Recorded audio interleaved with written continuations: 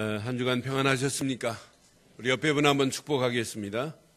하나님은 당신과 영원히 함께 하십니다. 축복합니다. 뒤에 분에게도 한번 축복하겠습니다. 하나님은 당신과 영원히 함께 하신다고. 오늘 우리 호세아서 5장 말씀, 호세아서 5장 1절로 7절 말씀 교독하겠습니다. 호세아서 5장 1절로 7절 교독합니다. 제사장들아 이를 들으라. 이스라엘 족속들아 깨달으라. 왕족들아 귀를 기울이라. 너희에게 심판이 있나니 너희가 미스바에 대하여 올무가 되며 다볼 위에 친 그물이 됨이라.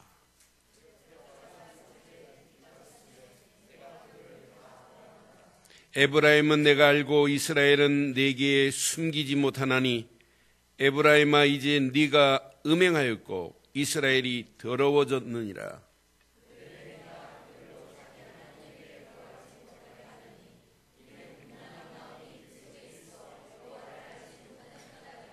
이스라엘의 교만이 그 얼굴에 드러났나니 그 죄악으로 말미암아 이스라엘과 에브라임이 넘어지고 유다도 그들과 함께 넘어지리라.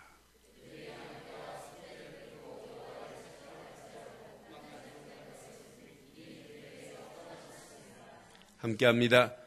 그들이 여호와께 정조를 지키지 아니하고 사생활을 낳았으니 그러므로 새 달이 그들과 그 기업을 함께 삼키리로다. 아멘. 동물 중에 한 마리하고 평생 짝짓기를 하는 동물이 딱 한 가지가, 한 동물이 있어요. 무슨 동물인가 아세요? 네? 원앙 아니에요. 딱 한 마리하고 짝짓기를 해요. 그것도 짝짓기 하기 전에 목욕을 하고 짝짓기를 해요. 목욕을 하고 짝짓기를 하는데 2년에 딱 5일만 짝짓기를 해요. 그 동물이 코끼리랍니다. 이 코끼리는 자기하고 살던 수컷이 죽으면 막 울어요. 그래서 야, 이 동물 중에 신기한 동물이 있구나. 그래서 그 정도로 동물 중에 코끼리는 정조를 잘 지킨다는 동물입니다. 왜 제가 아침부터 코끼리 정조 얘기를 하느냐? 호세아의 아내 고멜이 남편 호세아를 떠나서 다른 남자 품에 가 있어요.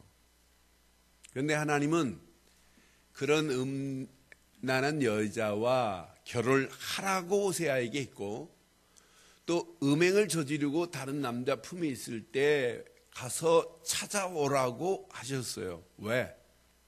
꼭 롤모델을 보여주는 것 같아요.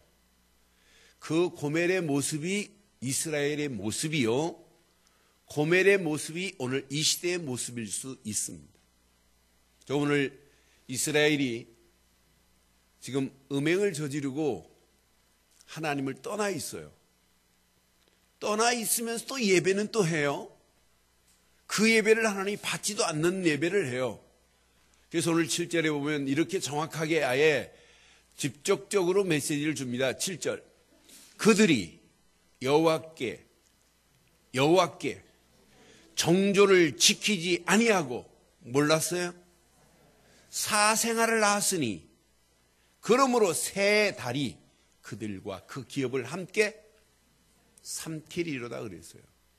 여호와께 이스라엘이 정조를 지키지 아니했다. 이 말은 정조를 지키지 아니했다. 영적 지조를 지키지 아니했다. 영적으로 행음했다. 하나님을 배반했다 이 말이에요. 오늘 이 말씀을 저는 붙잡고 기도하다가 제목을 이렇게 삼았습니다. 함께 하겠습니다.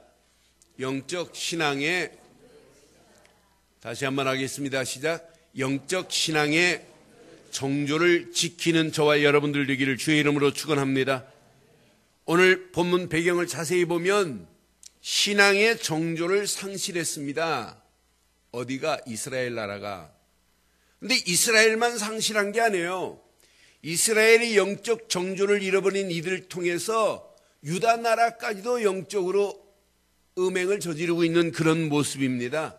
오늘 본문 배경이 바로 그런 메시지예요. 정조를 잃어버리고 결국은 뭘 낳냐? 사생아를 낳았다고 분명히 오늘 성경은 말씀하잖아요.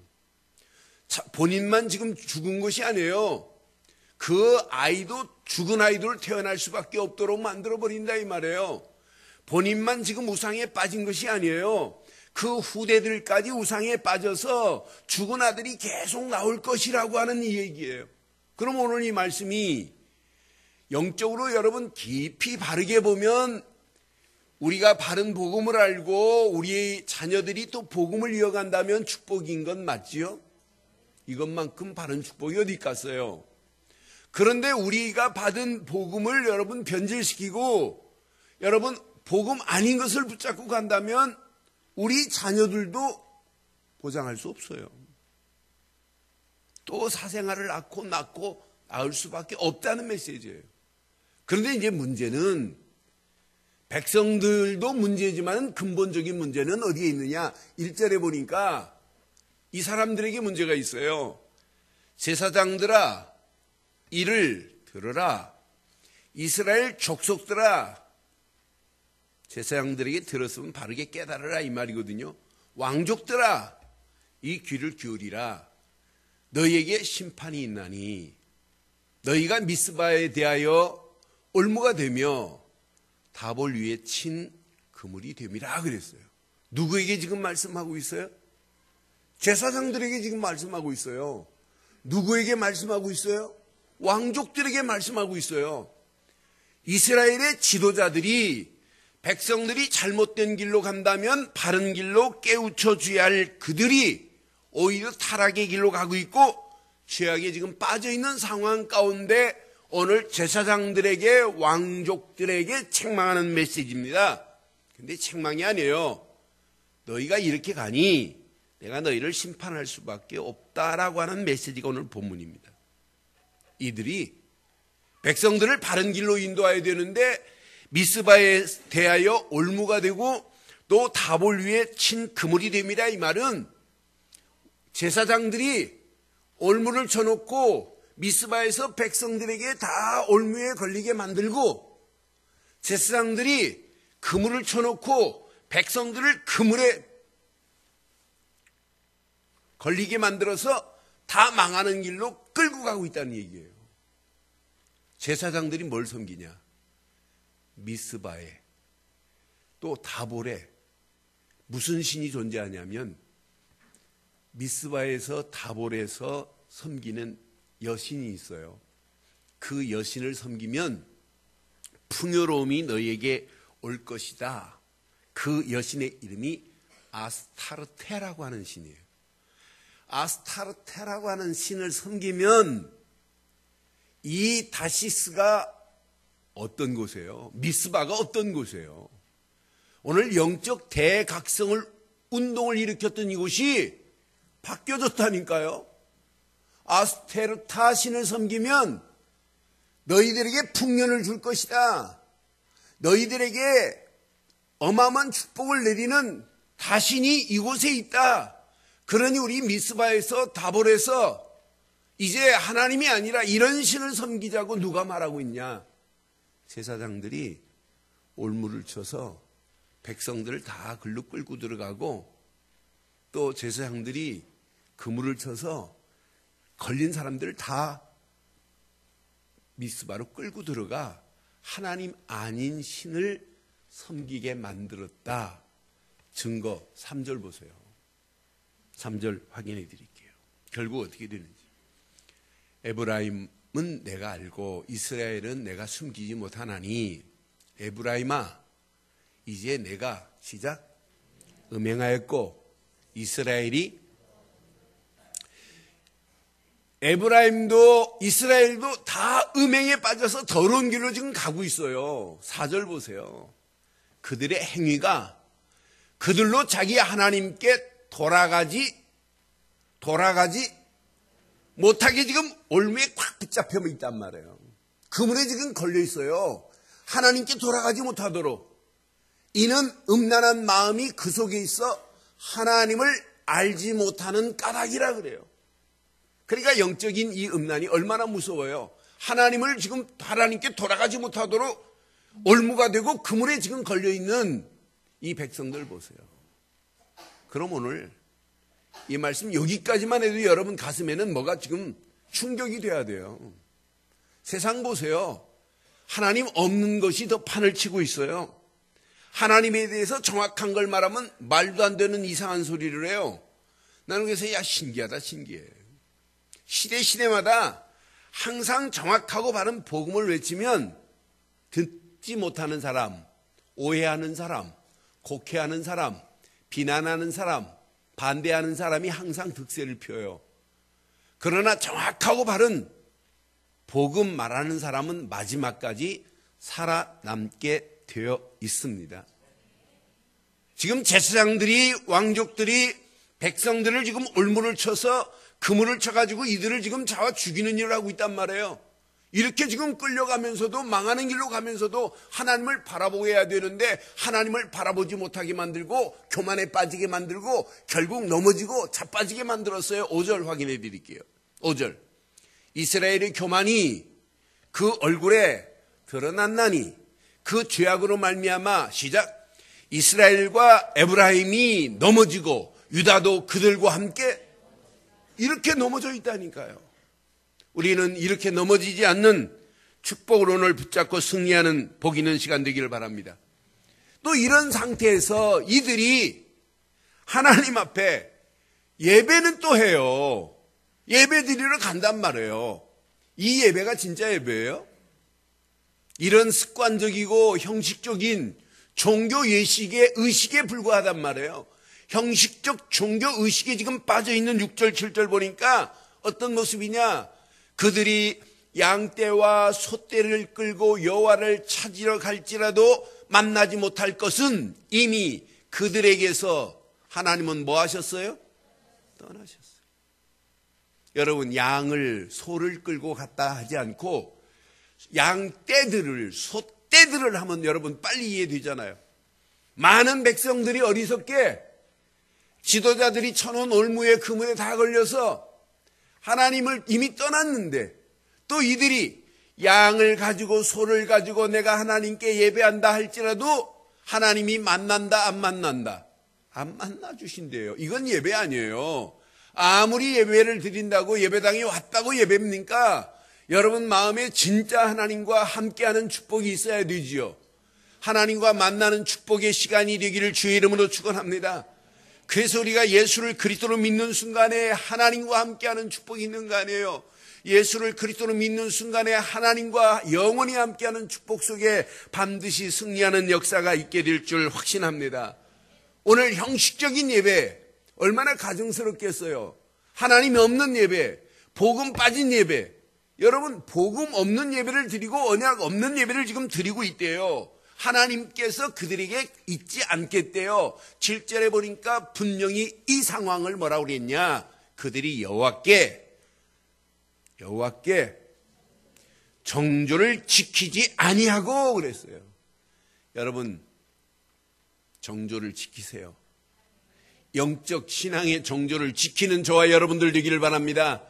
정조를 지키지 아니하고 사생아를 낳았대. 아이가 낳는데 또 죽은 아이가 나올 수밖에 없단 말이에요. 망하는 길로 끌고 갈 수밖에 없는 그런 아이가 태어난다면 되겠어요.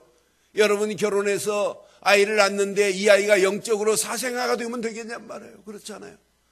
그 아이가 진짜 하나님을 바로 알고 어려서 엄마 뱃속에서부터 하나님 앞에 예배하는 걸 배우고 기도하는 걸 배우고 복음 안에 있는 걸 배우고 엄마가 복음 전하는 걸 배운 아이하고 우상을 숭배하고 점쟁이한테 찾아가고 무속인한테 구신하고 이런 자녀가 태어난다면 어떻게 되겠냔 말이에요. 그건 죽은 아이 아니에요. 영적 사생아가 태어날 수밖에 없다는 사실 얘기예요. 그러므로 그들이 새 달에 그들과 그 기업을 함께 삼킨대요. 새 달은 무슨 뜻이냐면 우리가 일주일에 가장 중요한 날을 무슨 날로 정해요? 주일로 정하지요. 주일날 뭐 해요? 하나님께 예배하지요. 새 달은 달에 정한 월삭이라고 그래요. 월삭. 한 달의 시작의 첫날을 하나님께 예배하는 월삭의 절기가 있어요. 그 절기는 보통 주일 절기보다 더 크게 지키는 절기입니다. 이런 절기를 너희들이 지킨다 할지라도 너희들의 기업이 축복을 받을 줄 아니? 너희들은 축복 없다. 이미 너희가 삼켜버렸지 않느냐 이 말이에요. 그런 의미로 한번 세 달부터 한번 다시 보겠어요. 분명히 봐요. 7절에 그러므로 세 달이 그들과 그 기업을 함께 뭐 했다?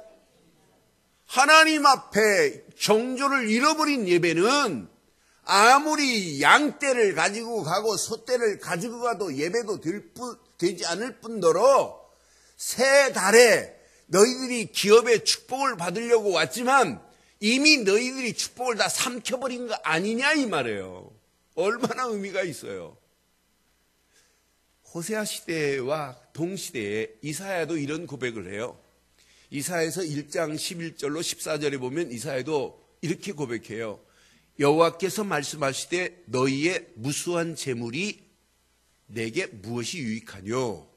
나는 수양의 번제와 살찐 짐승의 기름에 배불렀고 나는 숫송아지나 어린 양이나 수염소의 피를 기뻐하지 않는데요. 왜? 12절 봐요. 시작. 너희가 내 앞에 지금 보이려고 와요. 이것을 누가 너희에게 요구하였느냐? 시작. 내 마당만 오늘 예배당 마당만 밟고 가는 예배 되지 않기를 주의 이름으로 축원합니다. 마당만 밟고 가는 게 예배 아니잖아요. 그렇잖아요. 예배당에 앉아서 의자만 따뜻하게 하고 떠나는 예배 되면 안 되잖아요. 벤치 워먼 되면 안 되잖아요. 의자만 따뜻하게 하고 떠나는 이런 성도 되면 안 되잖아요. 그렇잖아요. 분명히 내 마당만 밟을 뿐이니라고 말씀해요. 13절 보세요. 헛된 재물을 다시 가져오지 말라. 분향은 내가 가증히 여기는 바요. 월삭과 안식일과 대회로 모이는 것도 그러하니 성회와 아울러 악을 행하는 것을 내가 뭐하지 못하겠다. 너희들이 가증스럽게 드리는 그 예배 내가 보기도 견딜 수 없다라고 지극히 지금 단식해요. 14절 보세요. 내 마음이 너희에게 월삭과 정한 절기를 싫어하나니 그것이 내게 무거운 짐이라 내가 지기에 곤비하였느니라. 너희들을 보니까 언약도 없는 예배, 너희들이 아무리 예배를 드린다 할지라도 수많은 양을 가지고 나는 너희들이 드린 그 피로 배불렀다. 그런데 그건 아니다라고 하는 이야기예요. 오늘 이 말씀을 여러분 바울은 이렇게 깨달았어요. 로마서 12장 1절로 2절에 보니까 사도 바울은 진정한 예배를 이렇게 깨달았어요. 그러므로 형제들아 내가 하나님의 모든 자비하심으로 너희를 권하노니 너희 몸을 하나님이 기뻐하는 거룩한 산제물로 드리라. 이는 너희가 드릴 영적 예배니라. 2절 시작. 너희는 이 세대를 본받지 말고 왜 식사 안 하셨어요? 시작.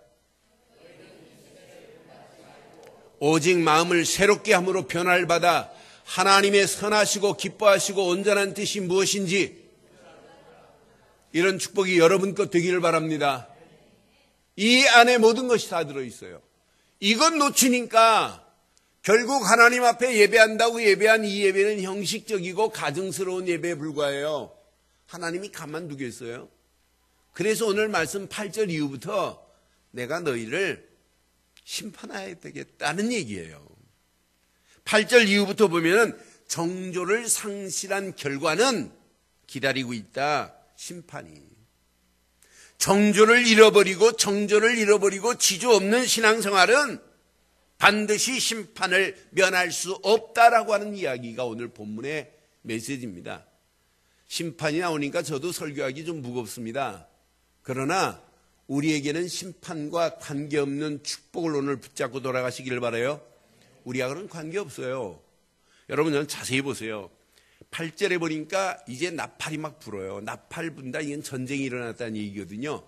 너희가 기브아에서 뿔나팔을 불며 라마에서 나팔을 불며 벳아웬에서 외치기를 베냐민아 내 뒤를 쫓는다 할지니라 하고 막 전쟁이 일어났어요. 하나님의 심판은 기가 막혀요. 그냥 막 불을 내리는 게 아니라 아수르를 준비시켜 놓고 가서 이스라엘과 싸우라고 하는 거예요. 아수르의 강한 군대가 이스라엘과 전쟁을 붙는데 이 전쟁의 주관자는 누구시라고요? 하나님이 지금 붙여놨어요. 그럼 사람의 힘으로 이 전쟁이 끝날 수 있을까요? 없을까요? 없어요. 그럼 하나님께서 지금 우리를 이렇게 지금 심판하시려고 아수르를 붙였다면 이스라엘이나 유다 민족으로는 빨리 눈치채고 오늘 이 전쟁은 하나님이 내게 주신 메시지구나 이렇게 깨달으면 금방 답이 나오는데 하나님이 주신 메시지로 인정을 안 해요. 하나님은 이렇게 지금 깨닫게 하려고 전쟁을 붙여놨는데도 불구하고 어리석은 이스라엘은 애굽을 의지해요. 애굽 형님 좀 봐주세요. 쟤네들이 지금 전쟁을 치러 왔는데 어떡합니까? 라고 이스라엘은 애굽을 의지하고 하나님을 의지할 이스라엘이 깨닫지를 못해요. 그래서 나는 영적 무지함은 카트라인이었구나. 어디까지 갈지 몰라요. 메시지를 못 받아요. 애굽을 의지하는 이스라엘 또 유다는 아수르한테 딱 붙어버리면 아수르가 우리를 덜 때리겠지. 아수르에 붙어버려요. 하나님은 지금 분명히 깨닫게 하려고 전쟁을 붙여놨는데 하나님이 주시는 메시지를 바로 못 붙잡고 엉뚱한 걸 붙잡고 가요. 그러니 결국은 어떻게 되겠냔 말이에요. 그래서 13절 14절에 성경은 이렇게 말씀합니다. 에브라임이 자기의 병을 깨달으며 유다가 자기의 상처를 깨달았고 에브라임은 아수르로 가서 누구를 의지하냐면 야렙 왕에게 사람을 보내었으나 그래요. 야렙 왕은 아주 힘이 센 왕이거든요. 그가 능히 너희를 고치지 못하겠고 너희 상처를 낫게 하지 못하리라. 깨닫기는 깨달았는데 엉뚱하게 깨닫고 지금 누구를 붙잡냐면 애굽의 왕을 지금 붙잡고 살려달라고 좀 도와달라고 하는 거예요. 능히 너희를 고치지 못하겠고 너희 상처도 낫지 못하리라. 14절 보세요. 시작. 내가 에브라임에게는 사자 같고 유다 족속에게는 젊은 사자 같으니 바로 내가 움켜갈지라. 내가 탈취하여 갈지라도 어떻게 성가대 목소리만 나요. 시작. 내가 탈취하여 갈지라도 건져낼 자가 없으리라고 하나님이 말씀하시잖아요. 오늘 사랑하는 성도 여러분, 오늘 이 말씀을 통해서 우리는 한번 몇 가지 한번 기억해 보세요. 정조를 잃어버린 이스라엘이 어디까지 가는지, 하나님의 심판의 칼은 아무도 놀게 할 수 없어요. 그러나 언약 안에 돌아오기만 하면 하나님의 심판의 칼은 끝이 나요. 그런데 어리석게 일은 하나님 언약 속으로 들어오지 않고 자꾸 언약 밖에서 찾으려고 그래요. 여러분이나 제 앞에 인생 살아가는 동안에 어떤 올무가 놓일지 몰라요. 어떤 그물이 걸쳐일지 몰라요. 우리 앞에 어떤 문제와 사건이 봉착할지 몰라요. 그러나 이때 여러분의 방법 쓰지 마세요. 문제 만났다. 문제 만날수록 내려놔 보세요. 하나님이 어떻게 인도하시는지.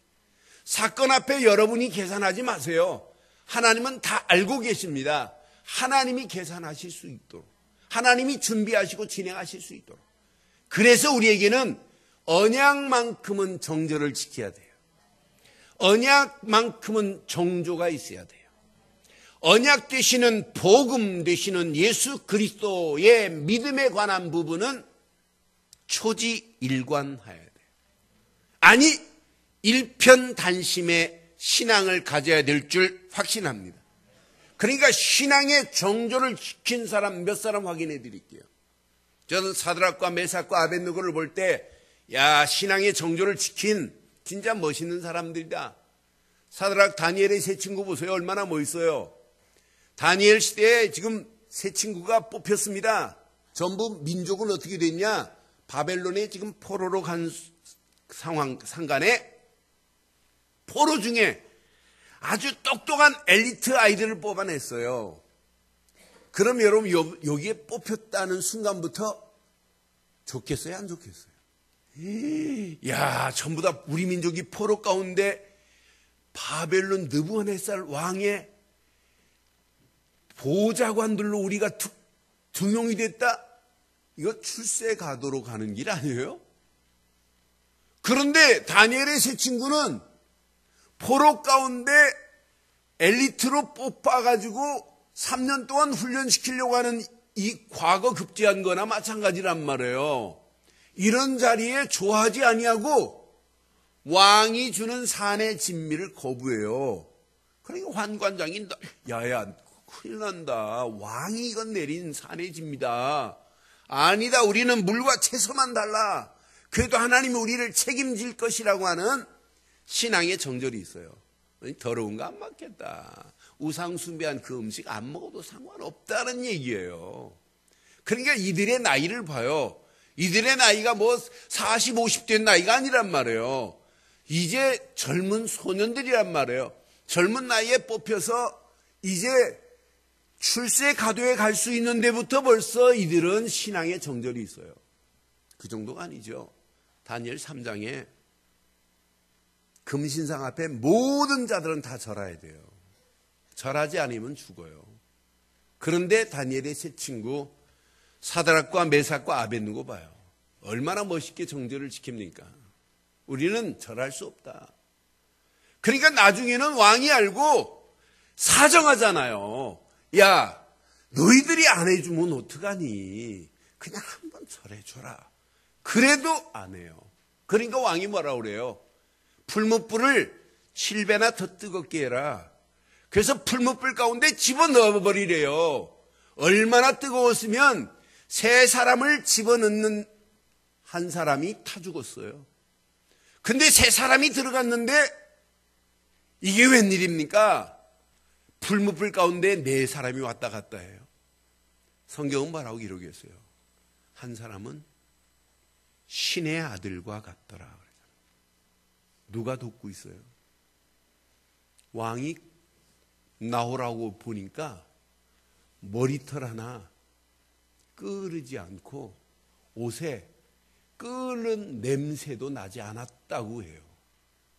여러분, 신앙의 정절은 손에 가는 게 아니에요. 축복 중에 축복입니다. 영적으로 보면 신앙의 정조, 이것만큼 멋있는 게 어디 있겠어요. 이런 신앙의 정조를 지키는 저와 여러분들 되기를 주의 이름으로 축원해요. 옛날 아낙네들 정조를 지키려고 가슴품에 뭐 차고 있어요? 오늘 영적인 은장도를 하나씩 차고 계세요. 은장도를 차고 있잖아요. 그래서 나를 누가 더럽히려고 한다. 그러면 뭐예요? 예? 은장도 뭐 때문에 쓰는 거예요? 상대방 죽이려고 쓰는 거예요? 뭐 하려고 하는 거예요? 내가 깨끗이 죽겠다고 하는 이 각오 보였어요. 얼마나 멋있어요. 나는 그래서 우리 한국의 아낙네들, 요즘 아낙네들 말고요. 옛날에 오늘 이 말씀 생각하는데 얼마나 은혜가 되든지요. 한 사람만 더 볼게요. 사드락 메삭 아벳느고의 신앙의 정절도 대단한데 여러분이 잘 아는 엘리야 시대 엘리야의 신앙의 정절 봐요. 대단합니다. 이때 당시는 누가 판을 치냐? 왕의 정책, 대단한 정책이에요. 모든 사람이 우상을 숭배해야 되고 하나님을 섬기는 선자들도 가서 바알에게 절해야 돼요. 바알 선지에게. 그런데 아합 왕보다 더 무시무시한 아합 왕의 왕후가 있죠. 승이 있습니다. 이사벨이라고. 이사벨은 더해요. 뒤에서 마크에서 다 조정하고 있는 여자 아니에요. 근데 이방 여자가 이 여자가 오면서 아세라 목상을 또 가지고 와서 그것도 하나님의 성전 안에 보셔시 갖다 놨네요. 그러면서 하나님을 섬기는 모든 자들은 누구를 섬기라냐? 아세라 목상을 섬기든지 바알을 섬기든지 하라는 얘기예요.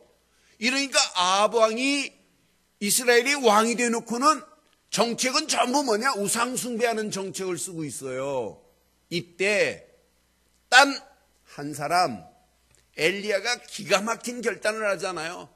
저는 열왕기상 18장 19절을 보면서 엘리야는 딱 한 사람밖에 없어요. 그에게 지금 뭐라고 하냐, 사람을 보내어 온 이스라엘과 이사벨의 상에서 먹는 바알의 선지자 450명과 아세라 선지자 400명을 갈멜산으로 모아 내게로 나오게 하소서 그래요. 얼마나 한 사람 엘리야가 지금 외치는 겁니다. 야, 바알 선지 450명 나와봐라. 아세라 선지자 400명 나와서 갈멜산에 나와라. 내가 소 2마리를 준비할 테니까 너희들이 신이 진짜인지 내가 믿는 신이 진짜인지 한번 해보자. 그래서 뭐라고 하냐면 네 450명이 나와서 단을 쌓아라. 그리고 소 1마리, 암송아지 1마리 갖다 놓고 각을 떠서 놓고 니네 신에게 한번 빌어봐라. 불이 내리는지 아닌지. 나도 그렇게 하겠다. 근데 850명이 부르짖어도 정오가 돼도 답이 없어요. 몸을 찢고 옷을 찢어가면서 부르짖는데도 답이 없어요. 그런데 29절에 보니까 29절 이같이 하여 정오가 지나고 그들이 시작 좀 크게 좀 하소. 시작. 미친 듯이 떠들어 저녁 소재 드릴 때까지 이르렀으나 아무 소리도 없고 응답하는 자도 돌아보는 자도. 이게 죽은 신이에요. 이런 신을 섬기면 되겠냔 말이에요.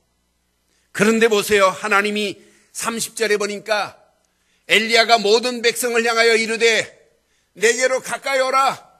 백성이 다 그에게 가까이 가매 그 무너진 여호와의 제단을 수축했어요. 무너진 제단을 수축하되 31절 야곱의 아들들의 지파 수요에 따라 엘리야가 돌 12개를 취하니 이 야곱은 옛적에 여호와의 말씀이 임하여 이르시기를 내 이름을 이스라엘이라 하리라 하신 자더라. 32절 그가 여호와의 이름을 의지하여 그 돌로 제단을 쌓고 제단에 돌아가며 곡식을 종자 2세알을 둘 만한 도랑을 만들고 33절 또 나무를 벌리고 송아지 각을 쪄서 나무에 놓고 이르되 통 넷에 물을 채워다가 번제 물과 나무 위에 부으라 하고 34절 또 이르되 다시 그리하라 하여 다시 그리하니 또 이르되 3번째로 그러했어요. 그러면 몇 통 갖다 부은 거예요? 네? 12통 갖다 부었다니까요. 도랑을 파고 물을 붓고 제단을 쌓고 고기에다 각을 떠났어요. 여러분, 물 부어놨는데 불 붙기가 쉬워요, 어려워요? 다른 사람들이 지금 바알 선지자를 볼 때 아이고 저것도 좀 헛짓이다 할 겁니다. 그런데 엘리야가 단 한마디 외칩니다. 37절에 여호와여 내게 응답하소서. 내게 응답하소서. 이 백성에게 주 여호와는 하나님이신 것과 주는 그들의 마음을 돌이키심을 알게 하옵소서 하매 38절 이에 여호와의 불이 내려서 번제물과 나무와 돌과 흙을 태우고 또 도랑에 물을 이건 누구만이 할 수 있어요? 하나님을 의지하면 이런 축복이 우리에게도 임하게 될 줄 믿습니다. 신앙생활은 뭘 지켜야 되느냐? 정조를 지키는 게 신앙생활. 복음은 진짜 여러분 정조를 지키고 진짜 지조 있게 가보세요. 환경 따라 움직이는 건 믿음이 아니에요. 사건 따라 왔다 갔다 하는 건 믿음이 아니에요.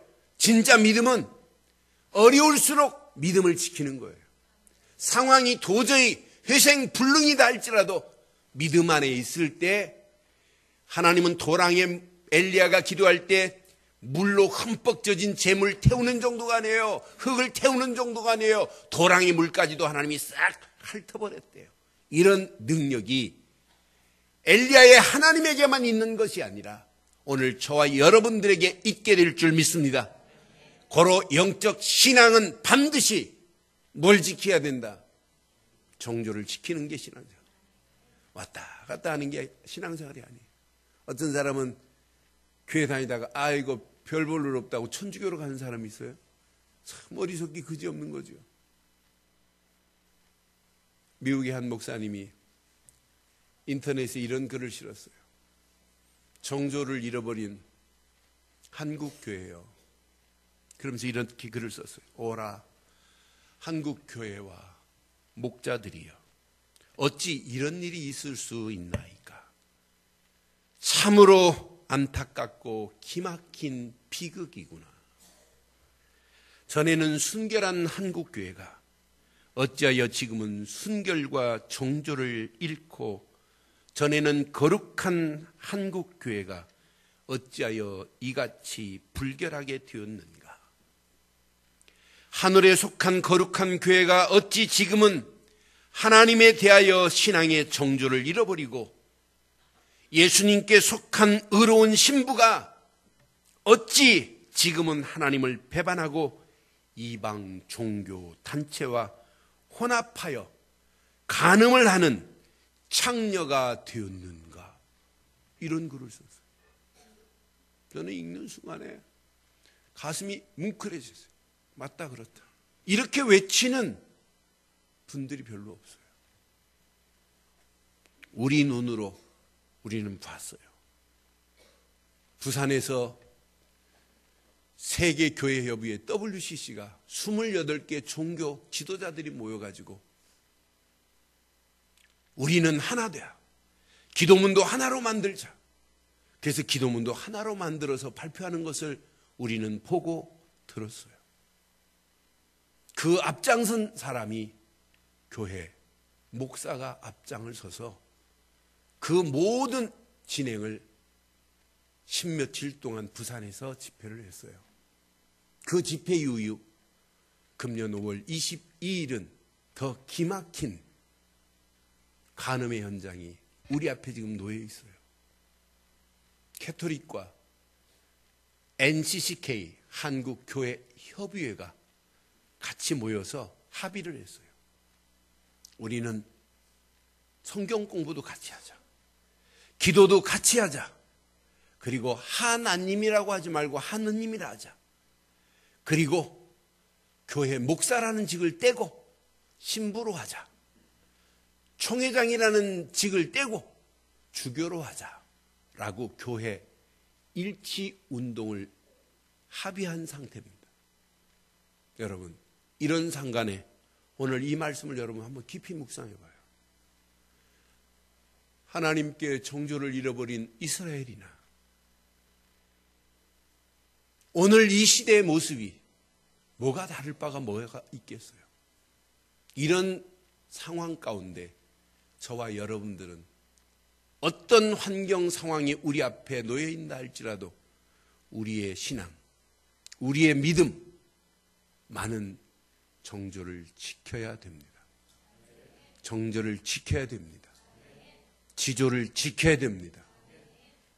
일편단심으로 오직 한 분, 그분만을 외치는 저와 여러분들 되기를 주의 이름으로 축원합니다. 지금부터 약 500여 년 전 1517년 마틴 루터는 종교개혁을 일으켰어요. 이건 아니다. 성경에 위배된 이 캐토릭은 아니다라고 95개 조항을 가지고 개혁을 일으켰어요. 개혁의 근간에 가장 중요한 5가지를 가지고 외쳤어요. 오직 성경으로 라고 하는 외침이 첫 번째였어요. 솔라라고 하는 오직이라는 단어는 마틴 루터가 쓴 게 아니에요. 성경을 깊이 묵상하면 묵상할수록 오직이라는 단어 말고는 없어요. 오직 하나님 말고 오직 예수 말고는 성경의 소리를 가르친 것이 없습니다. 그래서 마틴 루터는 솔라 크립투라라고 성경으로 돌아가야 된다라고. 마틴 루터는 솔라 믿음으로 가야 된다라고 하는 솔라 비테라고 하는 단어를 붙잡았어요. 오직 믿음으로 가야 된다. 아니, 오직 하나님의 은혜, 은총을 입어야 된다라고 외쳤어요. 그러면서 마틴 루터는 외쳤습니다. 오직 그리스도 말고는 없다. 마틴 루터는 외쳤어요. 오직 하나님께만 영광을 돌려야 된다. 오늘 마틴 루터의 개혁의 슬로건이 저와 여러분들의 평생의 신앙의 근간의 지조가 되어서 오늘 이 말씀 붙잡고 달려가는 여러분 가는 발걸음마다 오직 복음 안에서, 오직 믿음으로, 오직 은혜 안에서, 오직 그리스도 이름만을 붙잡고 하나님께만 영광을 돌리는 저와 여러분들 되시기를 주의 이름으로 축원합니다. 기도하겠습니다. 오늘 말씀 여러분 가슴에 새기시고 이 시간 우리 한 음성으로 한번 기도하겠습니다. 영적으로 행위에 빠지고 결국은 자기만 무너진 것이 아니라 유다 민족까지 무너지게 만드는 오늘의 실상을 여러분 기억하면서 오늘 이 말씀 붙잡고 영적 신앙의 정조를 바로 지키게 하옵소서. 오늘 이 말씀이 평생의 나의 말씀이 되게 해달라고 한 음성으로 한번 기도합니다. 살아계신 하나님, 전능하신 하나님 은혜 감사합니다. 오늘 주신 귀한 메시지가 우리 가슴에 잘 박힌 목과 같이 박혀서 평생 언약 안에서 하나님의 계획을 이루며 하나님의 소원을 이루며 하나님의 뜻을 이루며 신앙의 바른 정절을 지키게 하시고 정절을 바로 지킬 수 있는 믿음 주시고 이 언약 붙잡고 움직이는 모든 발걸음 앞에 날마다 승리할 수 있도록 인도해 주시옵기만을 원합니다.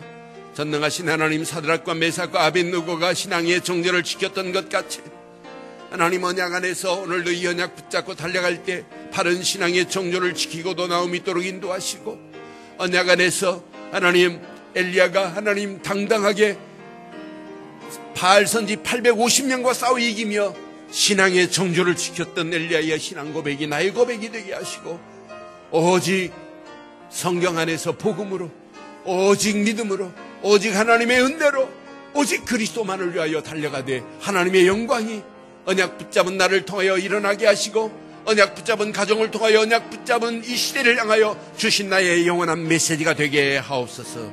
함께 하실 주님 찬양합니다. 영광 받으실 우리 주 예수 그리스도의 이름으로 기도드리옵나이다. 아멘.